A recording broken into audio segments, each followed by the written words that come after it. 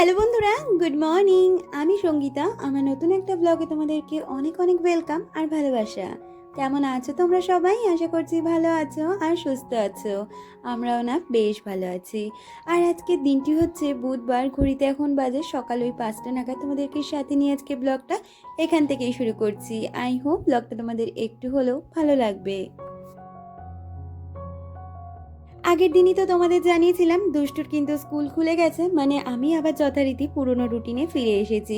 কয়েকদিন রুটিনটা একটু অন্যরকম ছিল, তবে যথারীতি সোমবার থেকে রুটিনটা আবার চেঞ্জ হয়ে গেছে। আগে কি বলো তো, 5টায় ঘুম না ভাঙলেও হতো, মোটামুটি 5:30 পৌনে 6টার দিকে উঠলেও হয়ে যেত। কিন্তু এখন তো যথারীতি 5টায় উঠতেই হয়। তারপরে একে একে সংসারের কাজ, তারপরে দুষ্টুকে রেডি করে দেওয়া, তাকে খাওয়া, মানে তাকে সকালের যেই হরলিক্সটা করে দেওয়া সেটা করে দিই। তবে এই কদিন ধরে না আর ওকে কোনো রকমভাবে সকালের টিফিনটা করে দিতে পারছি না।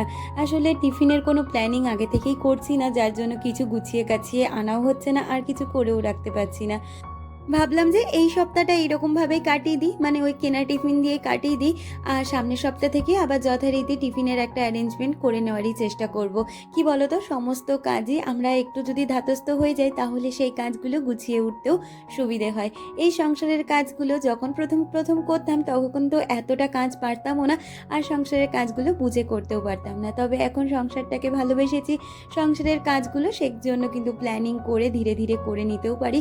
আর সবথেকে বড় কথা, আমি সংসারের কাজে এতগুলো কাজ করি যে কাজগুলো কিন্তু একটা নির্দিষ্ট সময়ের মধ্যেও আমি করে ফেলতে পারি। আসলে প্রতিটা কাজেরই কিন্তু একটা প্ল্যানিংয়ের প্রয়োজন, আর সেই প্ল্যানিং মতন কাজগুলো যদি আমরা স্টেপ বাই স্টেপ করে নিতে পারি তাহলে নির্দিষ্ট সময়ের মধ্যে সমস্ত কাজই কিন্তু আমরা গুছিয়ে উঠতে পারি। আর এদিকে কথা বলতে বলতে দেখো সকালে যে বাসি কাজকর্মগুলো থাকে সেগুলোই করে নিচ্ছি। ওইদিকে দরজা জানলা খুলে সমস্তটা দরজা জানলা খুলতে পারি না, কারণ ওই ঘরটা এখনও তোজো আর হাজব্যান্ড শুয়ে রয়েছে, তো সেই কারণে কিন্তু এই দিকের ঘরের দরজা জানলাগুলো খুলে দিয়েছি, রান্নাঘরেরটাও খুলে দিয়ে ঘরে কিন্তু আগে সদর দরজায় জল দিয়ে এসেছি, আর তারপরে সমস্ত ঘর ঝাড় দিয়ে এখন উঠোনটাকেও সুন্দরভাবে ঝাড় দিয়ে নিচ্ছি। আর এই কাজগুলো করে তারপরে নিজে চেঞ্জ করে দুষ্টুকে কিন্তু আবার ওর যে হরলিক্সটা করে দেওয়ার সেগুলো করে দিই।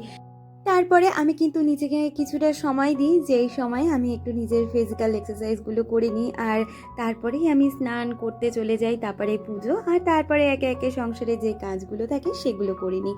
আমাকে ফিটনেস হোম মেকিং রীতা পাল কমেন্ট করেছিল, সে লিখেছিল খুব ভালো এক্সারসাইজ করছো, সাথে যোগা করলে আরও বেশি বেনিফিট পাবে। সত্যি কথা বলতে জানো তো, আমি যোগাটা প্রপার ওয়েতে করতে পারি না, আর ওই জুম্বা বা অ্যারোবিক যেটা হয় সেটা কিন্তু আমি ওই ইউটিউব দেখেই করি। তো যাই হোক, দেখো কথা বলতে বলতে এদিকে জামা কাপড়গুলো মেলে নিচ্ছি। কালকেই যখন গা ধুলাম ওই কাজ বাজ করার পরে তখনই অনেকগুলো জামা কাপড় কেচে নিয়েছিলাম, তাই আজকে খুব একটা বেশি জামা কাপড় নেই। ওই বিকালে যে কটা জামা কাপড় পরেছিলাম সে কটা নাইটিই রয়েছে, আর এই টুকটাক যেটা সকালে পরে জুম্বা করেছিলাম বাসি নাইটি, এগুলোই এখন মেলে দিচ্ছি। আমাকে হাউসওয়াইফ ঝুমা চ্যানেল থেকে কমেন্ট করেছিলে, সে লিখেছিলে খুব সুন্দর লাগলো তোমার ভিডিওটা, দেখতে খুব ভালো লাগে, থ্যাংক ইউ সো মাচ। আর ঝুমা, তুমি কবে এখানে আসবে অবশ্যই কিন্তু কমেন্টে জানিও, একবার হলেও দেখা করব, কথা হবে। আর টুম্পা লিখেছে nice video, thank you so much, তোমরা এইভাবেই আমার পাশে থেকো।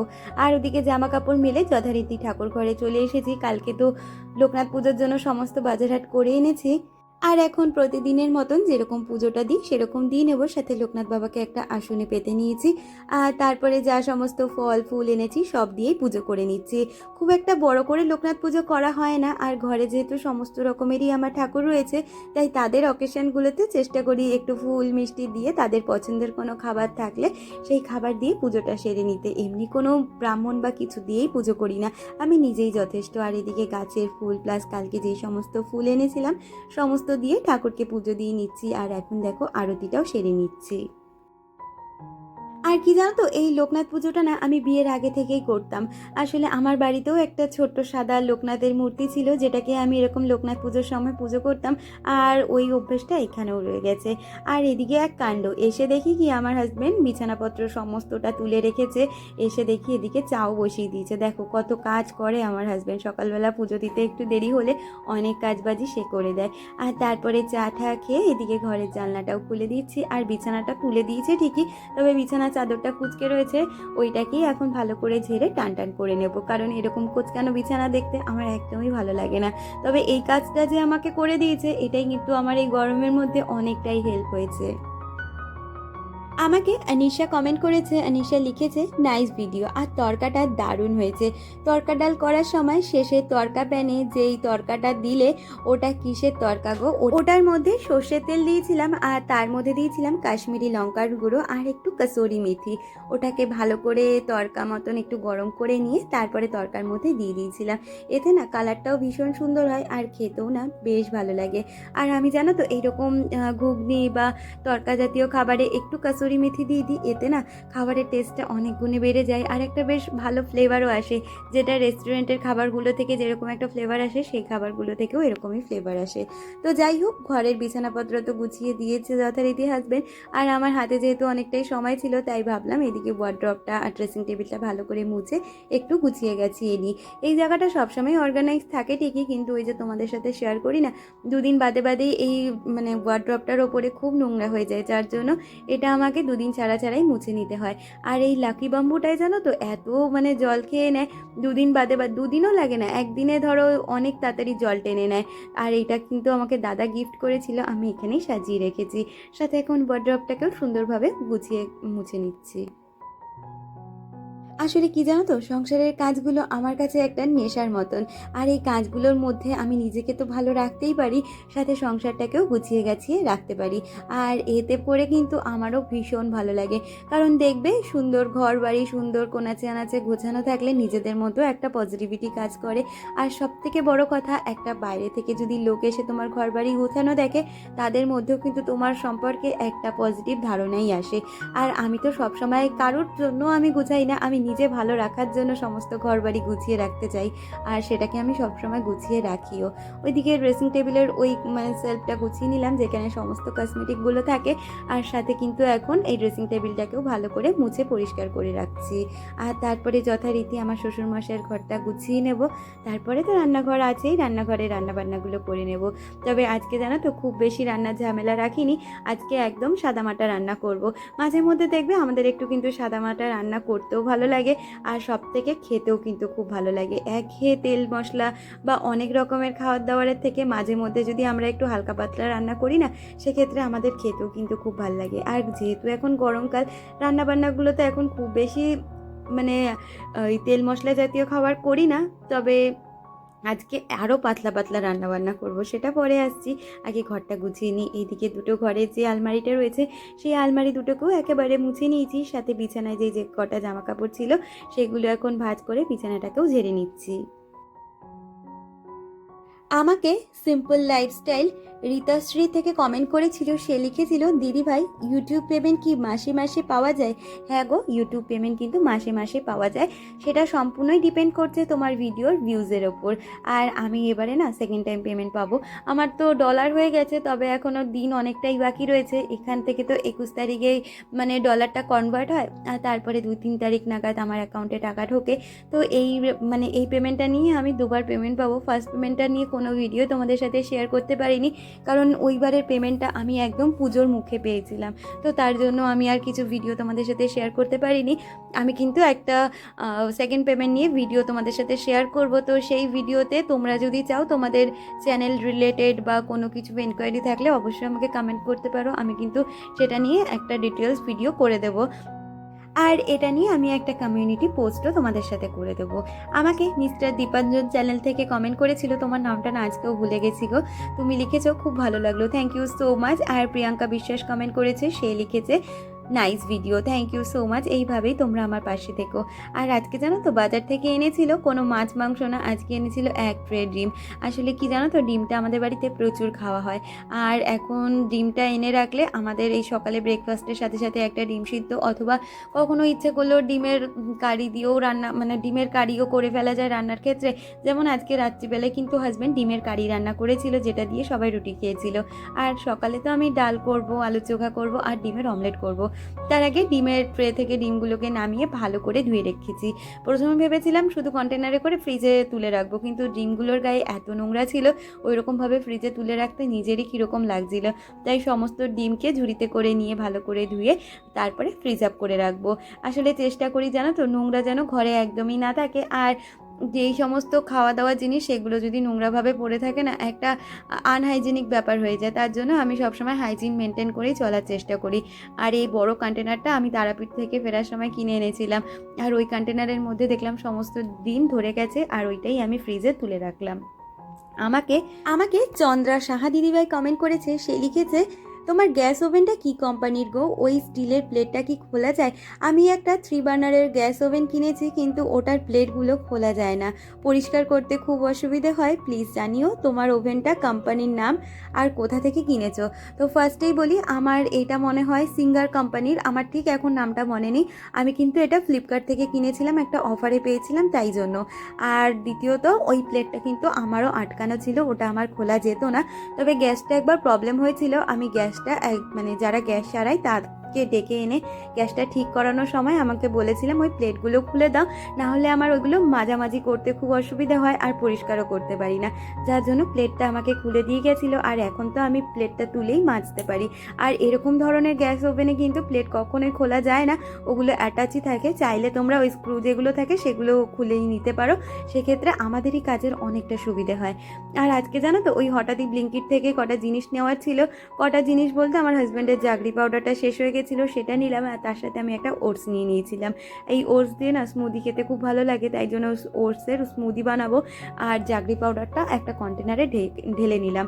আর স্মুদিটা দেখে হাজব্যান্ড বললো, তাহলে আমিও আজকে স্মুদি খাবো, আজকে আর কোনো ছাতু ঠাতু খাবো না, কারণ ও তো দেখেছো ছাতু শরবত খায়, তার মধ্যে একটু জাগরি পাউডার লাগে, তাই জন্য জাগরিটা একদমই শেষ হয়ে গেছিলো বলে অর্ডার করেছিলাম। আর ব্লিঙ্কিট, তারপরে এরকম বিগ বাস্কেট হওয়াতে না এত ইনস্ট্যান্ট ডেলিভারি পাওয়া যায়, সত্যি কথা বলতে ভীষণ সুবিধেই হয়েছে। আমার যখনই দরকার হয় আমি এরকম অর্ডার করে দিই, কিন্তু ওই একটু দেখতে হয় অ্যামাউন্টটা মোটামুটি 200 টাকার মধ্যে হলে ওরা ডেলিভারি ফ্রি দেয়, না হলে ডেলিভারি চার্জ লাগে। আজকে যেমন 144 টাকার মানে 124 টাকার অর্ডার হয়েছে, 15 টাকা ডেলিভারি চার্জ দিলাম। আর তো যাই হোক, কথা বলতে বলতে হাজব্যান্ডের জন্য এদিকে ওটস, কলা আর একটু আম ছিল, যেটা কিনা প্রসাদের জন্য দিয়েছিলাম ঠাকুরকে, ওই দিয়েই কিন্তু স্মুদিটা বানিয়ে দিয়েছি। আর এই স্মুদিটা আমিও খেয়ে নেব, তবে এখন না, এখন তো অনেকটাই সকাল, প্রায় 9টা মতন বাজে। আগে ভাবছি রান্নাটা কিছুটা গুছিয়ে নিই, তারপরে ওইদিকে স্মুদিটা খাবো।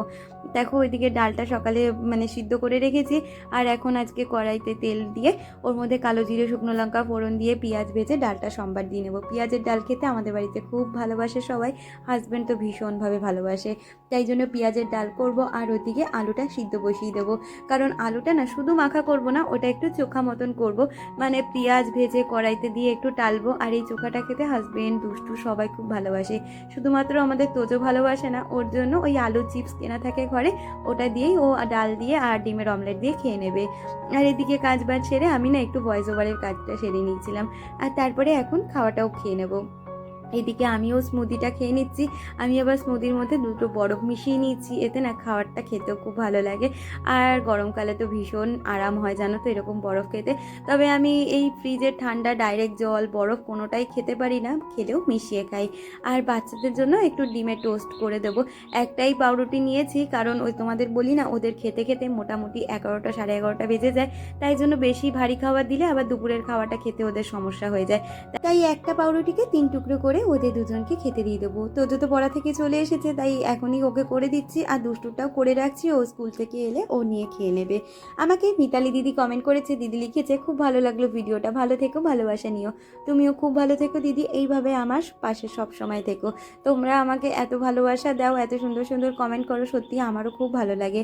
আর এদিকে দেখো, কথা বলতে বলতে পাউরুটিগুলোকে কিন্তু মানে ওই ডিম টোস্টগুলোকে করে নিচ্ছি। আর আমাকে সোনাস বিউটি লাইভ ব্লগ থেকে কমেন্ট করেছিল, সে লিখেছিল, খুব সুন্দর ভিডিওটা দেখলাম, থ্যাংক ইউ সো মাচ। এইভাবেই তোমরা আমার চলার পথে সবসময় থেকো, আর তোমরা পাশে থেকো, যাতে আমি ইউটিউব যাত্রায় নিজের একটা পরিচিতি অর্জন করতে পারি। এদিকে তোদের জন্য ডিম টোস্টটা করে দিচ্ছি, আর দুষ্টুটাও যথারীতি করে নেব। আর আমি তো খাওয়াটা কমপ্লিট করেই নিলাম। কি বলো তো, গরমটা এতটা পড়েছে, সকালের দিকের খাওয়াটা একটু হালকা পাতলাই রাখি। আর আমাদের যেহেতু সকালের খাবার আর দুপুরের খাওয়ার মধ্যে খুব বেশি ডিস্টেন্স থাকে না, তাই সকালের খাবারটা একটু হালকা রাখলেই সুবিধে হয় দুপুরের খাবারটা খেতে। আর আজকে তো মানে বুধবার, আজকে আবার তোজোর খেলা রয়েছে। তো সেই সব মিলিয়ে কিন্তু খাওয়া দাওয়ার একটা রুটিন আমি মেনটেন করি। আর এদিকে কথা বলতে বলতে মানে আলুর চোখাটাও করে নিচ্ছি। কড়াইতে বেশ কিছুটা পরিমাণে তেল দিয়েছি। এই যে ভাজা পোড়া খেতে গেলে কিন্তু তেলের পরিমাণটা আবার বেড়েই যাচ্ছে। তবে জানো তো এই মাসে আমি একটা প্যাকেট করে 2টো তেল আমি সাশ্রয় করেছি। এটা বলতে গেলে কিন্তু আমার অনেকটাই হেল্প হয়েছে। কিছুটা টাকা আমাদের সেভ হয়েছে, কারণ এখন যা তেলের দাম, একটু যদি তেল বাঁচানো যায় টাকাটাও অনেকটাই সেভ করা হয়। আর ওইদিকে পেঁয়াজ, শুকনো লঙ্কা ভালো করে ভেজে নিয়েছি, সাথে কটা রসুন আর একটু জিরে দিয়েছিলাম।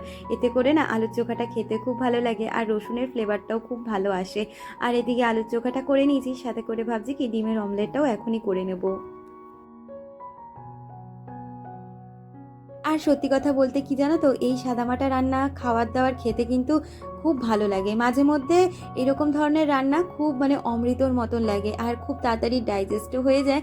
আর সত্যি কথা বলতে এইসব রান্নাবান্না করতে আমাদের খাটনিটাও অনেকটাই কম হয়, খাটনিও কম আর খেতেও কিন্তু মুখরোচক, দুটো মিলিয়ে সমস্তটাই ভালো। তো এইদিকে ছোটো কড়াইয়ের মধ্যে একে একে ডিমের অমলেটগুলো করে নিচ্ছি। আর তারপরে প্রতিদিনের মতন যেরকমভাবে রান্নাঘরটা পরিষ্কার করে নিই সেরকমই করে নিচ্ছি। আজকে যেহেতু খুব একটা বেশি রান্নাবান্নার চাপ ছিল না, তাই রান্নাঘরটাও খুব একটা অগোছালো বা মানে তেল চিটচিটে হয়নি। যেটুখানি হয়েছে সেটুখানিকে একটু হালকা হাতে পরিষ্কার করে নিলেই কিন্তু হয়ে যায়, যেরকমটা আমি প্রতিদিন করি আর কি। আর কি জানো তো, চেষ্টা করি রান্নাঘর হোক আর আমার মানে আমাদের থাকার ঘরই হোক আর যে ঘর ব্যবহার করি বা না করি, প্রতিটা ঘরকে নিজের পরিশ্রম দ্বারা সুন্দরভাবে গুছিয়ে রাখতে। তাহলেই কি বলতো, ঘর বাড়ি সুন্দরও দেখতে লাগে আর নিজেরও একটা পজিটিভিটি কাজ করে, ভালো লাগা থাকে। আর এই তো দুপুরের লাঞ্চ ছেড়ে একটু রেস্ট নিয়ে তোজোকে নিয়ে মাঠে চলে গেছিলাম। আর মাঠ থেকে ফেরার পথেই না একটা ওই ক্যাটলিন বলে একটা শপ আছে, যেখান থেকে তোজো মাঝে মাঝে মধ্যেই খাবার নেয়। আজকে হাজব্যান্ড বললো কিছু খাবি, তো দুজনের জন্য এই দুটো ড্রিঙ্ক নিয়ে এসেছি, যেটা 10 টাকা করে। আর তার সাথে এরকম চিকেন হটডগ মতন একটা কোনো খাবার নিয়েছিল, তোজোই পছন্দ করে নিয়ে এসেছিল, আমি আর নামটা দেখিনি। তো এটা দুজনকে ভাগ করে দেব, ওরা কিন্তু আজকে ইভিনিং স্ন্যাক্সটা এটা দিয়েই সেরে নেবে। তাহলে বন্ধুরা আজকের ভিডিওটা এই পর্যন্ত রাখছি, দেখা হচ্ছে পরবর্তী ভিডিওর সাথে। ততক্ষণ তোমরা খুব ভালো থেকো, সুস্থ থেকো আর সবাইকে নিয়ে ভালো থেকো।